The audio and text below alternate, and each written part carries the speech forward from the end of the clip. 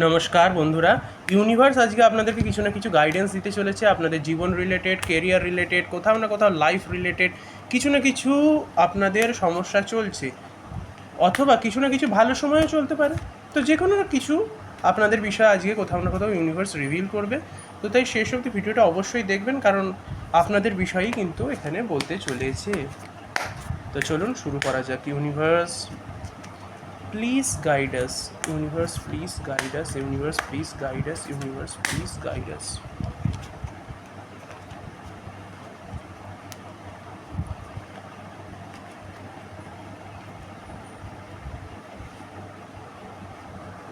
The first card is this.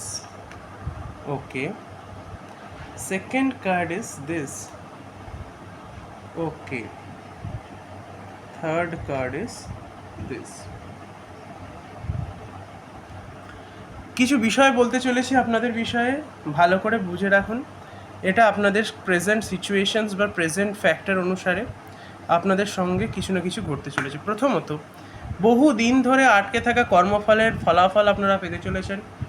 অনেক কর্ম আপনারা করেছেন যার ফল আপনারা ডাইরেক্টলি পাননি। সেটা পাপ হলে পাপ, পুণ্য হলে পুণ্য। ভালো সুকর্ম যারা করেছেন তারা সুকর্মের ফল পেতে চলেছেন খুব শীঘ্র, এবং সেই সমস্ত কর্মগুলি সুদে আসলে আপনাদের লাইফে আসতে চলেছে। কিছু ক্ষেত্র থেকে আপনাদের মানসিক শান্তি বা প্রশান্তি অনেক ক্ষেত্রে দেখা দিতে পারে। আরেকটি বিষয় হচ্ছে কি, কোথাও না কোথাও আপনারা কোনো সিচুয়েশনস থেকে পালানোর চেষ্টা করছেন, বা কোনো মানসিক স্থিতি থেকে পালানোর চেষ্টা করছেন, বা ব্যতিব্যস্ত হয়ে আছেন। মনকে নিয়ন্ত্রণ করুন। ইউনিভার্স ইঙ্গিত দিচ্ছে যে এই মনকে যত শান্ত করবেন পরিস্থিতি তত ঠিকঠাক জায়গায় আসবে। আর কিছু বিষয়কে একটা জিনিস মনে রাখবেন, আর একটা বিষয়, আপনাকে একাকী আপনার পথে এগোতে হবে। সাহায্য করবার জন্য হাতের কাছে গোনা 2-3টে মানুষ ছাড়া কিন্তু আপনি মানুষ কিন্তু পাবেন না। মানে সাহায্যের আশা কারো কাছ থেকে রাখবেন না। যারা ভালোবাসার এরকম 2-3জন লোকই আপনার জীবনে আছে, যারা আপনাকে ভেতর থেকে চেনে, বোঝে, খুব ভালোভাবে বোঝে। এই 2-3জন লোক ছাড়া অন্য কাউকে পাত্তা দেবেন না, বা পাত্তা দিলেও নিজের লাইফে এন্টার করতে দেবেন না। মানে লাইফের পার্সোনাল ম্যাটারগুলোতে, ভেতরকার বিষয়গুলোতে অত বেশি কিন্তু এন্টার করতে দেবেন না। যে 2-3জন আছে তারা শেষ অবধি আপনার পাশে থাকবে, এবং তারাই আপনাকে সহযোগিতা করবে নিজের জীবনে এগিয়ে যাওয়ার জন্য।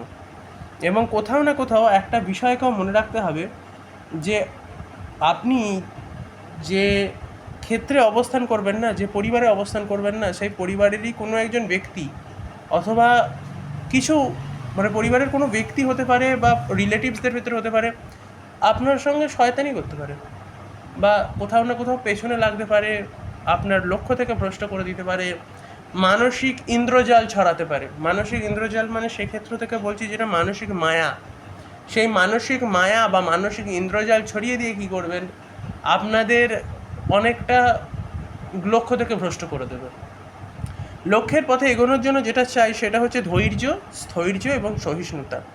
সেই ধৈর্য, স্থৈর্য, সহিষ্ণুতা আপনার ভেতরে যথেষ্ট পরিমাণে আছে, কিন্তু এই ধরনের ব্যক্তিরা কী করে বলুন তো, এমন একটা লেভেলে আপনাকে নিয়ে যায় না যে আপনার ভেতরে প্রেশার তৈরি করে, ওভার থিঙ্কিং তৈরি করে।